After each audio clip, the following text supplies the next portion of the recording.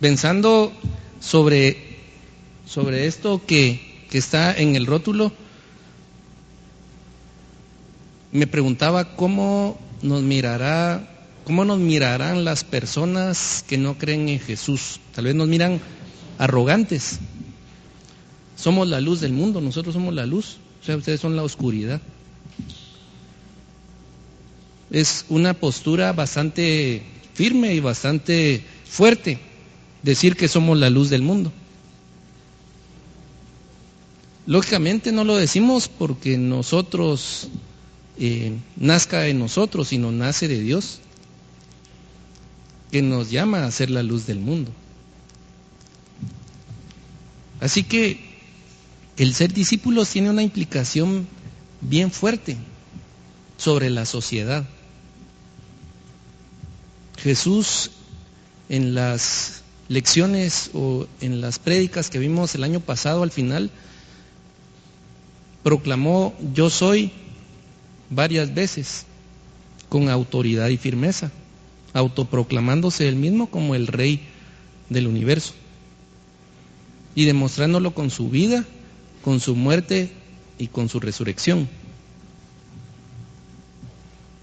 Así que decir que somos la luz del mundo es una gran responsabilidad, pero también un gran derecho que no viene de nosotros mismos, sino tiene que venir de algo superior a nosotros mismos. Si no, podríamos caer en la arrogancia, como los fariseos, que se creían buenos por ellos mismos y no por la obra de Dios. Lo cierto es que para los cristianos, discípulos, seguidores de Cristo, vivir en un mundo adverso no es fácil. Venir un domingo a la iglesia no es tan difícil, pero ser un cristiano y un discípulo de Jesús, para el que lo es y lo sigue, es una tarea difícil. El versículo que está ahí está basado en Mateo 5, 14 al 16. Mateo 5 es el inicio del Sermón del Monte hasta el capítulo 7 en el libro de Mateo. Jesús plantea en su primer gran discurso una contracultura totalmente diferente a lo que el mundo piensa. Y sería bueno que tomáramos el tiempo entre semana para leer el discurso que se denomina como el Sermón del Monte, Sermón de la Montaña. Ahí está planteado qué es ser un seguidor de Jesús, de una manera práctica, pero de un estándar sumamente alto. Oíste que fue dicho, pero yo les digo, son las frases de Jesús. Hoy no vamos a ver Mateo 5, voy a tratar desde otro punto de vista y desde el argumento y de la teología que Dios le dio al apóstol Pablo, este tema de ser discípulos. Así que primeramente, para hacer una introducción, vamos a ver un video, y este video no habla de ser la luz del mundo, pero habla de otro tema que habló Jesús, y es del pan de vida. Nosotros también tenemos en nosotros la responsabilidad de darle sabor a la vida de las personas. Así que esta canción que voy a pasar, y le pido a Joaquín que la pase, se llama Sabor a Evangelio. Esta canción me toca el corazón porque describe la realidad del mundo en que vivimos. Es un mundo lleno de problemas, lleno de situaciones difíciles, enfermedades, dolor, pecado, sufrimiento, y en medio de eso el Evangelio de Jesucristo sigue permaneciendo. Y nosotros podemos ser parte de ese Evangelio. La canción dice: danos sabor a Evangelio, sabor a pan verdadero. Cuando reflexionan a ser discípulos, veo cómo las estadísticas indican que la juventud y la adolescencia cada vez está abandonando más las iglesias y cómo el cristianismo de las futuras generaciones está en juego. Por supuesto, el Evangelio de Jesucristo siempre va a permanecer. Eso no debería de ser una preocupación. Dios sabe y tiene un plan perfecto. Pero creo que en nosotros está la responsabilidad de vivir un evangelio verdadero.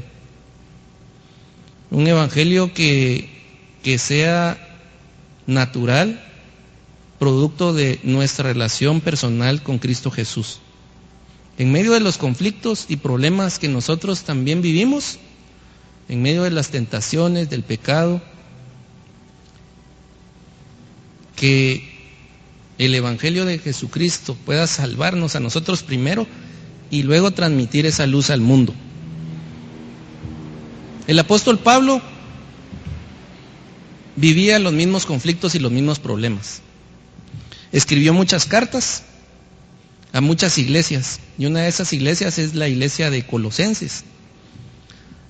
Escribe la carta que se denomina en la Biblia la carta a los Colosenses, pero también indica que se lea a la de la Odisea, que era otro lugar cercano a Colosas y a otras iglesias cercanas. Epafras llegó con el apóstol Pablo y le contó: tenemos problemas en Colosas y en la Odisea. La influencia de los griegos y de los judíos está invadiendo a los cristianos con ideas confusas. Los está invadiendo y muchos se han desviado de la fe. Necesitamos ayuda. Así que Pablo decide escribir esta carta en respuesta a esa situación. En Colosas la mayoría de los habitantes eran judíos o descendientes de judíos. Así que en general era un pueblo con conocimiento de la ley. Pero también era un pueblo que tenía mucha influencia griega. Así que había mucho pensamiento griego sobre las divinidades, sobre las creencias y sobre mucho aspecto filosófico. Ustedes saben que los griegos son los filósofos en general, y mucha de la educación que hoy tenemos es basada en los griegos y en los romanos. Así que esa influencia los cristianos estaban viviendo en ese mundo, un mundo de griegos, romanos y judíos. Mucha influencia cultural de esas tres ramas. Los griegos, por un lado, como dije, creyendo en las divinidades, decían: Jesús es uno más de todos nuestros dioses. Y los judíos, por el otro lado, debemos seguir la ley. Nuestra salvación se basa en la ley. Así que estas dos culturas atacaban a los cristianos. ¿Y en qué debemos de creer? Así que Epafras llega con el apóstol Pablo. Epafras fue el que fundó la iglesia en Colosas.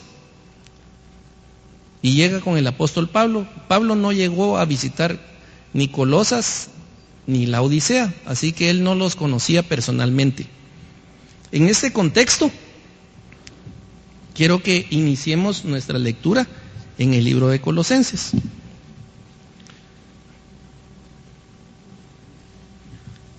Aquí tengo mis manuscritos. Lo voy a leer en la Nueva Versión Internacional y voy a empezar por el versículo 3. El apóstol Pablo dice: siempre que oramos por ustedes, damos gracias a Dios, el Padre de nuestro Señor Jesucristo, pues hemos recibido noticias de su fe en Cristo Jesús y del amor que tienen por todos los santos, a causa de la esperanza reservada para ustedes en el cielo. De esta esperanza ya han sabido por la palabra de verdad que es el Evangelio, que ha llegado hasta ustedes. Este Evangelio está dando fruto y creciendo en todo el mundo, como también ha sucedido entre ustedes desde el día en que supieron de la gracia de Dios y la comprendieron. Así lo aprendieron de Epafras, nuestro querido colaborador y fiel servidor de Cristo, para el bien de ustedes. Fue Él quien nos contó del amor que tienen en el Espíritu.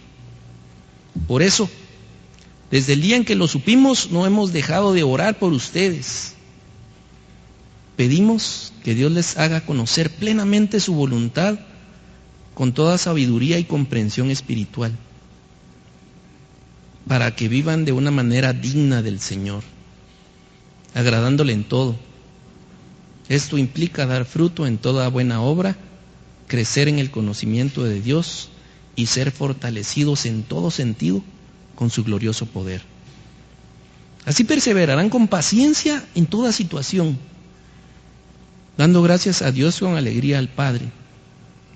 Él los ha facultado para participar de la herencia de los santos en el reino de la luz. Él nos libró del dominio de la oscuridad y nos trasladó al reino de su amado Hijo, en quien tenemos redención, el perdón de pecados. Él es la imagen del Dios invisible, el primogénito de toda creación, porque por medio de Él fueron creadas todas las cosas en el cielo y en la tierra, visibles e invisibles, sean tronos, poderes, principados o autoridades. Todo ha sido creado por Él, por medio de Él y para Él. Él es anterior a todas las cosas.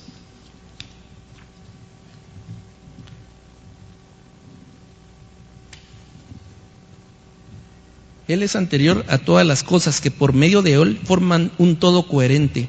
Él es la cabeza del cuerpo, que es la iglesia. Él es el principio, Él es el primogénito de la resurrección, para ser en todo el primero. Porque a Dios le agradó habitar en Él con toda su plenitud. Y por medio de Él reconciliar consigo todas las cosas, tanto las que están en la tierra como las que están en el cielo, haciendo la paz mediante la sangre que derramó en la cruz. En otro tiempo ustedes, por su actitud y sus malas acciones, estaban alejados de Dios y eran sus enemigos. Pero ahora Dios, a fin de presentarlos santos, intachables e irreprochables delante de Él, los ha reconciliado en el cuerpo mortal de Cristo, mediante su muerte, con tal de que se mantengan firmes en la fe, bien cimentados y estables, sin abandonar la esperanza que ofrece el Evangelio. Este es el Evangelio que ustedes oyeron y que ha sido proclamado en toda la creación debajo del cielo, y del que yo, Pablo, he llegado a ser servidor. Pablo escribe inspirado por el Espíritu Santo con total autoridad, sabiendo de quién estaba hablando. Así que al decir somos la luz del mundo, no estamos hablando cosas por hablar. Estamos respaldados por Jesucristo mismo, quien venció la muerte, venció al pecado, resucitó y reina y está sentado a la diestra del Padre. Él es el que nos faculta a los que creemos en Él a ser sus discípulos y a ser la luz del mundo. Pablo quería dejar claro en los oyentes de Colosas en quién han creído. Y para mí es importante también transmitirlo a cada uno de ustedes, en quién hemos creído. Hemos creído en Jesús, el Señor y Rey del universo. Nuestra creencia no se basa en filosofías humanas, no se basa en inventos de libros, de psicología o de ciencia, sino se basa en el autor de la vida, en el creador del universo, en Cristo mismo. Nuestra creencia no es solo palabras buenas o bonitas. Nuestra creencia se basa en una fe pura, verdadera y real. Es el Evangelio de Jesucristo el que proclamamos. Y en ese Evangelio está nuestra consolación. En ese Evangelio está nuestro perdón. Este es el saludo del apóstol y es la expresión contundente de quién es Cristo. Lo que hizo por la triste condición en que se encontraban los colosenses y nosotros también. Como dice un comentarista, debemos agradecer a los herejes de Colosas esta bella carta, porque gracias a ellos es que nos llega este evangelio a nosotros. Así que la herejía no debe ser tomada a mal, media vez produzca en nosotros más fe en el evangelio.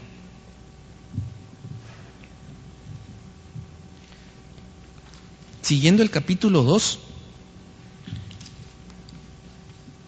sigue Pablo con su argumento. Quiero que sepan qué gran lucha sostengo por el bien de ustedes y los que están en la Odisea, y de tantos que no me conocen personalmente. Quiero que lo sepan para que cobren ánimo, permanezcan unidos por amor y tengan toda la riqueza que proviene de la convicción y del entendimiento. Así conocerán el misterio de Dios, es decir, a Cristo, en quien están escondidos todos los tesoros de la sabiduría y del conocimiento. Les digo esto para que nadie los engañe con argumentos capciosos. Aunque estoy físicamente ausente, los acompaño en espíritu, y me alegro al ver su buen orden y la firmeza de su fe en Cristo. Por eso, de la manera que recibieron a Cristo Jesús como Señor, vivan ahora en Él, arraigados y edificados en Él, confirmados en la fe, como se les enseñó, y llenos de gratitud. Cuídense de que nadie los cautive con la vana y engañosa filosofía que siguen tradiciones humanas, la que está de acuerdo con los principios de este mundo y no conforme a Cristo. Toda la plenitud de la divinidad habita en forma corporal en Cristo, y en Él, que es la cabeza de todo poder y autoridad, ustedes han recibido esa plenitud. Quiero resaltar dos versículos. Uno es el versículo 3, que dice: en quien están escondidos todos los tesoros de la sabiduría y del conocimiento. No necesitamos buscar el perdón de pecados y la transformación de la vida en nadie más que en Cristo.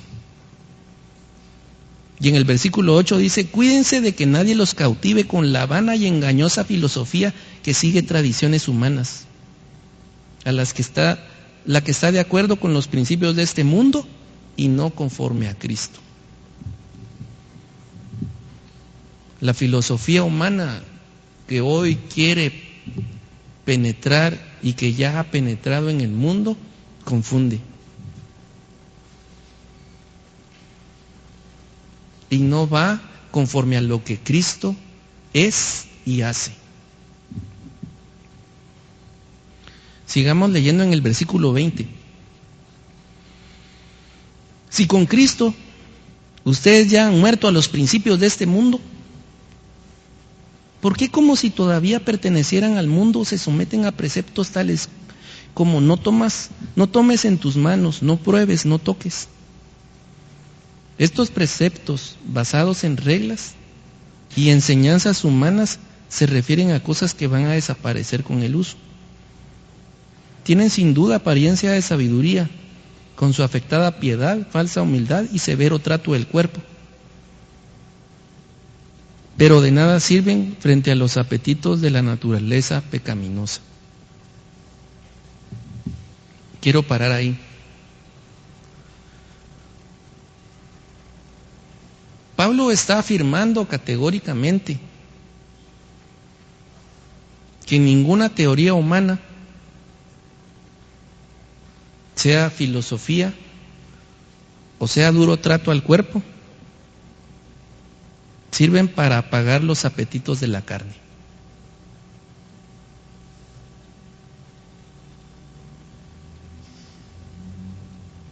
Y de esto todos tenemos apetitos de la carne en nuestro cuerpo. Al decir apetitos de la carne, Pablo se refiere a quien somos sin Cristo y aún con Cristo, a nuestra vieja naturaleza, al viejo hombre. No hay nada en este mundo, aparte de Cristo, que puede transformar el ser de una persona. Y esto no lo digo yo, lo dice la palabra de Dios. Los colosenses estaban influenciados por muchas teorías y filosofías. Y este mundo también nos está influenciando con muchas filosofías y teorías de cómo un hombre puede ser bueno, de cómo un hombre puede ser moralmente bueno. Pero esto no apaga ni sirve para apagar los apetitos de la naturaleza pecaminosa. Solo Cristo, como Señor, como Rey y soberano del universo, por medio de la obra del Espíritu Santo, puede transformar una vida, incluida la suya y la mía. Vayamos al capítulo 3.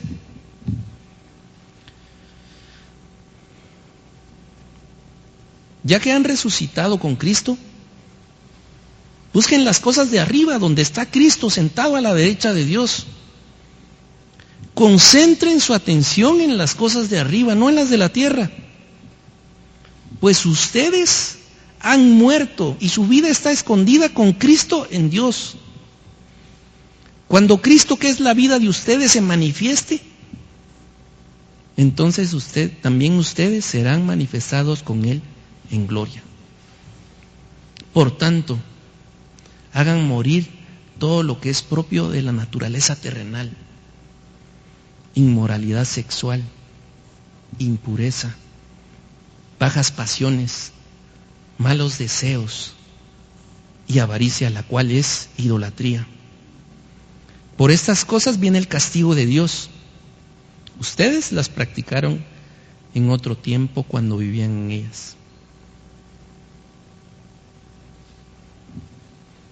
Es una carta contundente, es una carta clara, firme, sin medias tintas. Es una carta radical. Si en realidad queremos ser la luz del mundo, Pablo está planteando qué debemos abandonar. Por tanto, hagan morir todo lo que es propio de la naturaleza terrenal. Es propio, es natural, así es nuestra naturaleza. Pero Cristo nos rescató.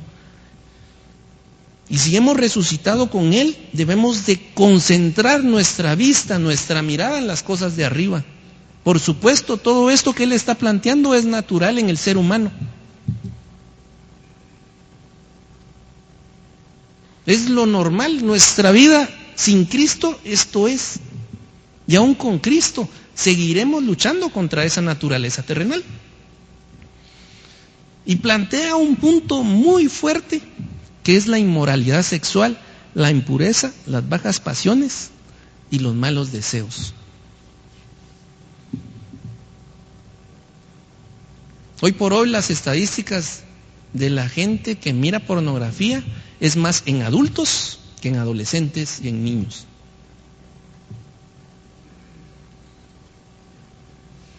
Hoy por hoy la infidelidad conyugal es mayor.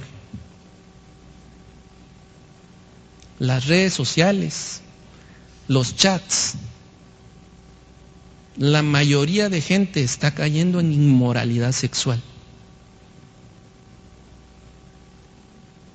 Hay más relaciones sexuales fuera del matrimonio que dentro del matrimonio. Esa es la realidad del mundo que vivimos y nosotros no estamos fuera de ese mundo.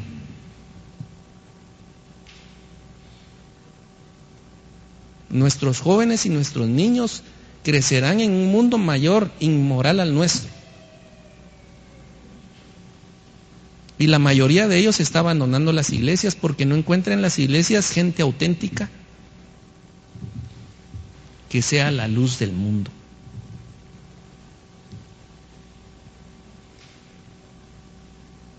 Por 15 años trabajé con jóvenes y hoy Dios me permite exponer con adultos. Así que el mensaje es: luchemos por ser la luz, no en nuestras fuerzas, sino en el que es el autor de la vida, el autor del universo, el que murió por nuestros pecados, y el quien ahora nos llama a concentrar la mira en las cosas de arriba.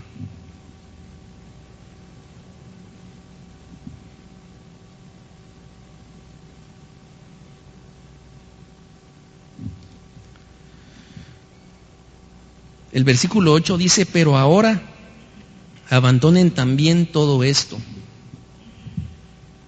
enojo, ira, malicia, calumnia y lenguaje obsceno. Dejen de mentirse unos a otros, ahora que se han quitado el ropaje de la vieja naturaleza con sus vicios y se han puesto el de la nueva naturaleza, que se va renovando en conocimiento a imagen de su Creador. En esa nueva naturaleza no hay griego, no hay judío, circunciso ni incircunciso, culto ni inculto, esclavo ni libre, sino que Cristo es todo y está en todos. A veces nos parece más ofensivo algo sexualmente inmoral que la ira y el enojo. Pero Dios los pone en la misma línea, en el mismo nivel.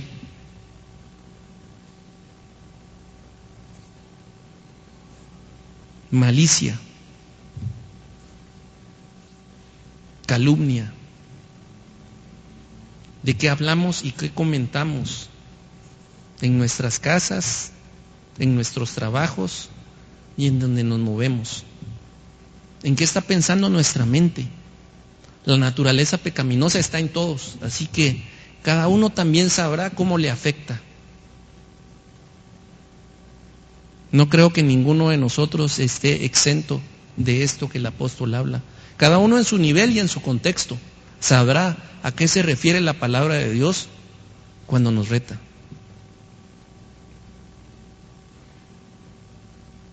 Lenguaje obsceno.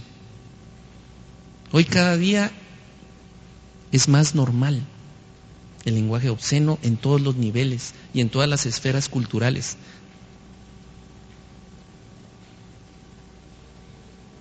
Son pocos los lugares donde encontramos a personas que no utilizan lenguaje obsceno.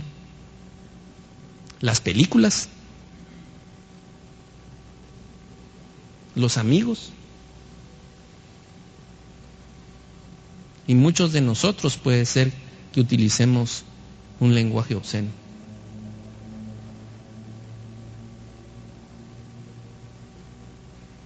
Pero ahora abandonen también todo esto: enojo, ira, malicia, calumnia y lenguaje obsceno.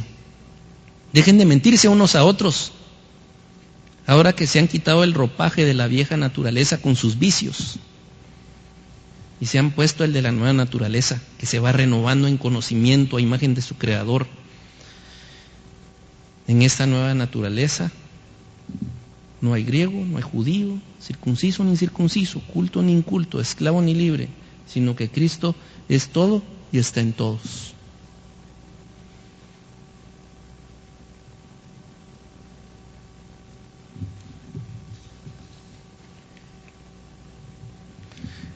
Pablo luego procede a describir lo positivo. Bueno, ya nos dijo todo lo que no teníamos que hacer, es producto de nuestra naturaleza. Pero ¿qué sí tenemos que hacer? Quiero aclarar algo antes de seguir.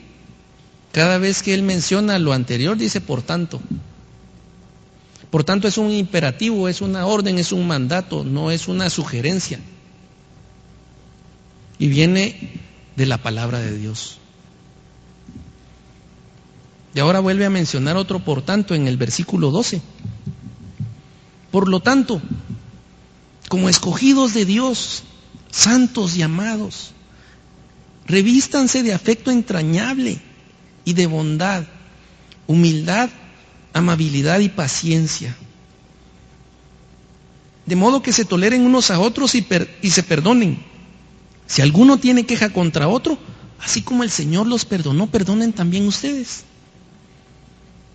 Por encima de todo, vístanse de amor, que es el vínculo perfecto. Que gobierne en sus corazones la paz de Cristo, a la cual fueron llamados en un solo cuerpo, y sean agradecidos. Que habiten ustedes la palabra de Cristo con toda su riqueza. Instrúyanse y aconséjense unos a otros con toda sabiduría.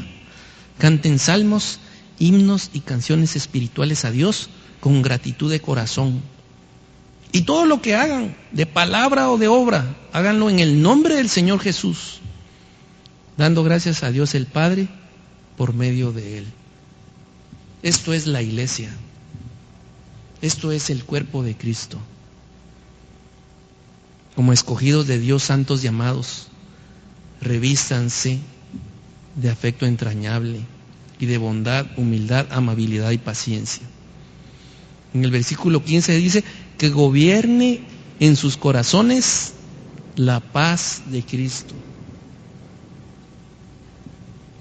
¿Han experimentado alguna vez ustedes la paz de Cristo en sus corazones y en sus mentes? Es la sensación más hermosa de la vida. Y hay personas afuera que nunca han experimentado ni un momento esa paz.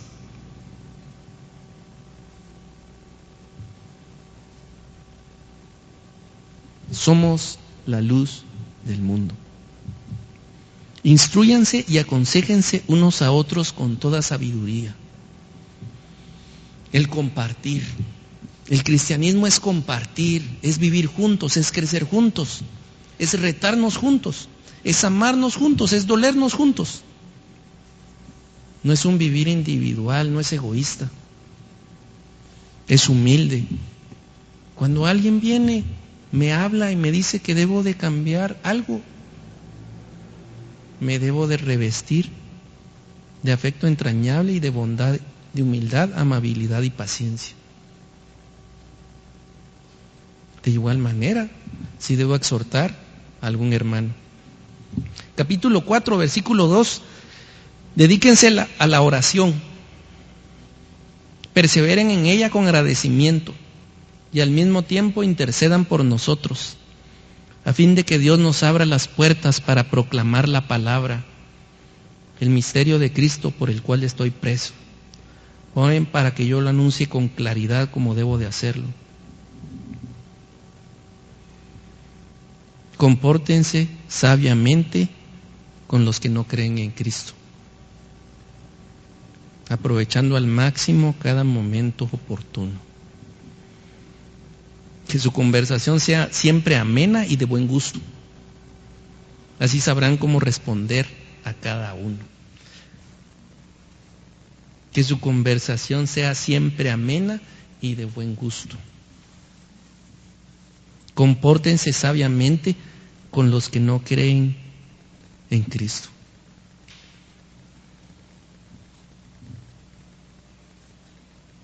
Muchas veces nuestra actitud es, a mí qué me importa lo que digan de mí. Yo creo en Jesús y Él conoce mi corazón. Yo soy así. Creo que necesitamos revisar nuestra relación con Cristo.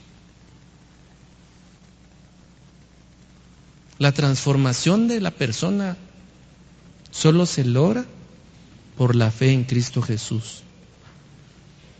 Nuestros deseos terrenales, nuestra naturaleza pecaminosa, solo va a ser controlada por el poder y la obra del Espíritu Santo. No es una nueva religión la que se está inventando o nuevas reglas, son las mismas pero basadas en el Evangelio de Jesucristo. No es por obras, pero sí para obras. Nunca vamos a alcanzar la salvación por nuestros propios méritos. Nosotros estábamos muertos. ¿O acaso un muerto se puede revivir a él mismo?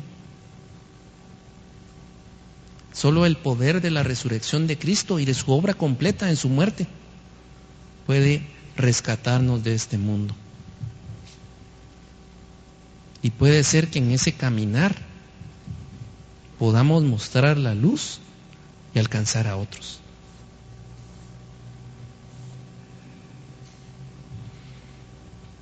Qué profunda esta carta de Colosenses. Más que hablar de otra cosa, quise leerla porque creo que es una carta que era leída. Aquella pequeña congregación que sufría las ideas, filosofías y ataques que hoy esta pequeña congregación sufre también.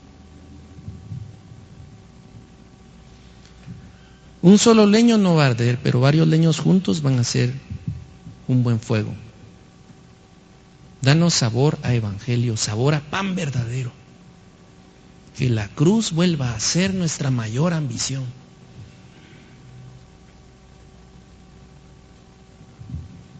Que cuando vengan las personas digan, ¿cómo se aman?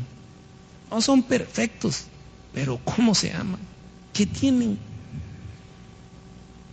Que cuando los jóvenes, los adolescentes, miren a los adultos, digan, son diferentes, tienen algo. ¿Qué tienen? Es Cristo, es Cristo. Oremos. Padre, gracias por tu palabra. Es tu palabra, qué autoridad la que tiene. Reta nuestros corazones, nos conmueve, pero nos anima. No nos condena, sino nos exhorta y nos da la alternativa de solución única. Es tu Hijo Jesucristo, es la obra de tu Espíritu Santo. Que nuestros corazones sean esa buena tierra donde caiga la semilla tuya, que germine y dé mucho fruto. Que seamos agradecidos, que nos gocemos en tu amor, en tu gracia, que nos fortalezcas en nuestras debilidades, nos ayudes cuando tropezamos, cuando estamos pasando por crisis de dolor, de enfermedad o aquel pecado que sentimos que no podemos vencer, sea tu gracia la que nos inunde. Te necesitamos, Padre. Necesitamos la obra de tu Espíritu Santo en nuestras vidas. Evidentemente por nuestros propios medios no lo podemos lograr, pero en tu gracia sí podemos. Danos sabor a evangelio. Danos esa gracia tuya. Por tu Hijo Jesucristo te lo pedimos y te lo agradecemos. Amén.